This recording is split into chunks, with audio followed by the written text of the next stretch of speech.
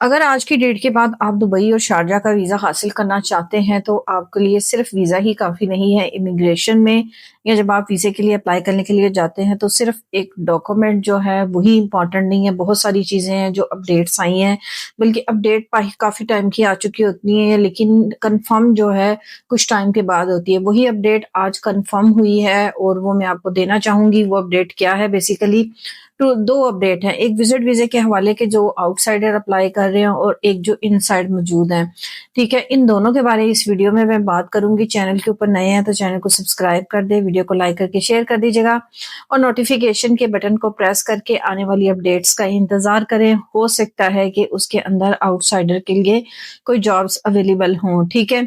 तो काफ़ी जो है मेरी पुरानी वीडियोस थी उसके अंदर रेगुलर बेस पे मैं काफ़ी ज़्यादा जो जॉब्स पोस्ट किया करती थी, बट ये है कि अब जॉब्स हैं पर ऑथेंटिक नहीं है जिस पे भरोसा करके आपको बोला जाए कि आप इसके ऊपर अपना टाइम जो है वो ज़ाया करें।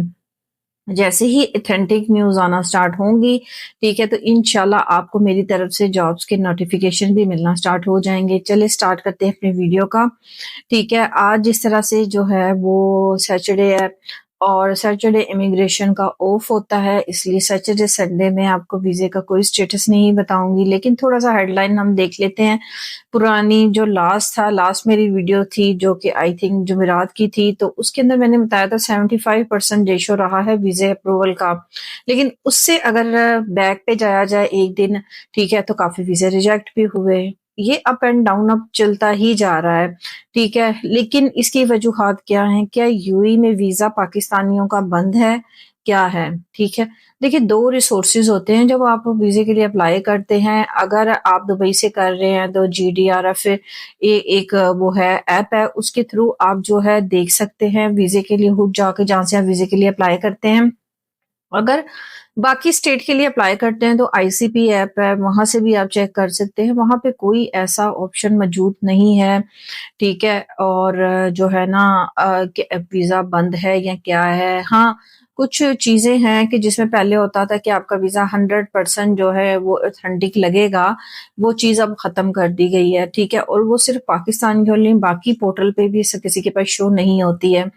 इस हवाले से अगर मन घड़त जो न्यूज़ है, हाँ, किसी टाइम पे बंद था, वीज़े बहुत रिजेक्ट हो रहे थे, अब भी हो रहे हैं, ठीक है। लेकिन उसकी वजूहात क्या है वही मैं आपको इस वीडियो में, उसका सोल्यूशन क्या निकाला गया है, ठीक है। अगर आप यूएई के अंदर रहते हैं, ठीक है, पहले हम बात कर लेते हैं। अगर काफी मेरे ब्रदर पूछ रहे थे कि कंपनी क्या हम चेंज कर सकते हैं, स्पेशली वो लोग जो कि पार्टनर वीजे पे थे या फिर उनके पास जो आजाद वीजा था वो चेंज करने का सोच रहे हैं, तो उनको अब क्या करना होगा, ठीक है।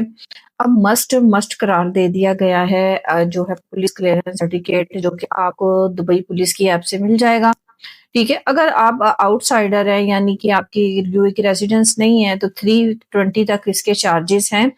और अगर आप यूएई के रेजिडेंट हैं तो आपके लिए तकरीबन 220 तक चार्जेस है। और अगर आप एमिरेट्स से यानी है कि लोकल है तो आपके लिए जो चार्जेस है 120 है।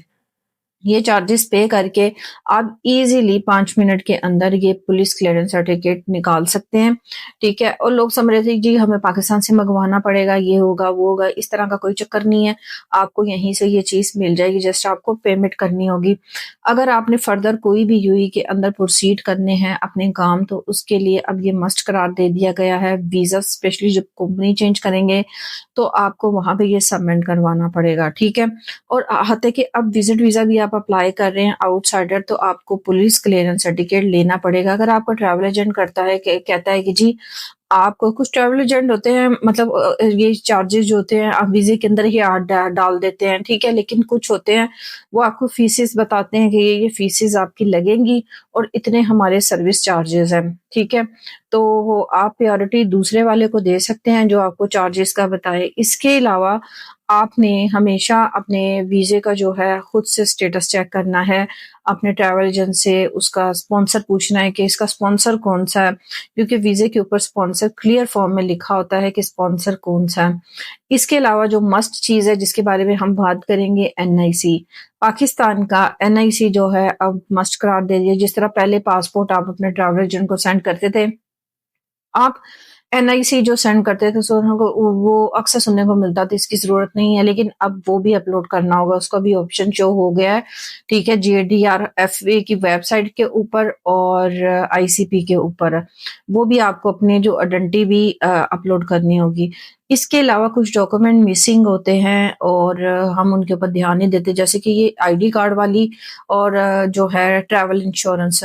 ठीक है, ट्रैवल इंश्योरेंस पहले मस्ट नहीं थी, लेकिन अब मस्ट है, अब आप अलग से लेनी पड़ती है। अब ट्रैवलिंग में पहले क्या होता था, जब आप टिकट बुक करवाते थे तो उसके साथ क्या होता था, ट्रैवल इंश्योरेंस होती थी। ठीक है, लेकिन अब अलग से कर दी गई है। ये सारी अपडेट्स हैं जो जानना बहुत जरूरी होता है, और अगर डॉक्यूमेंट्स अपलोड नहीं होते तो क्या होगा, फिर आप खुद सोच सकते हैं आपका वीजा रिजेक्ट हो जाएगा। तो आप 100% श्योर कर लिया करें, अपडेट देख लिया करें, फिर आप अप्लाई करवाया करें। यकीनन आज का वीडियो आपको पसंद आया होगा। नेक्स्ट बुक में मुझे इजाजत दीजिए, अल्लाह हाफिज।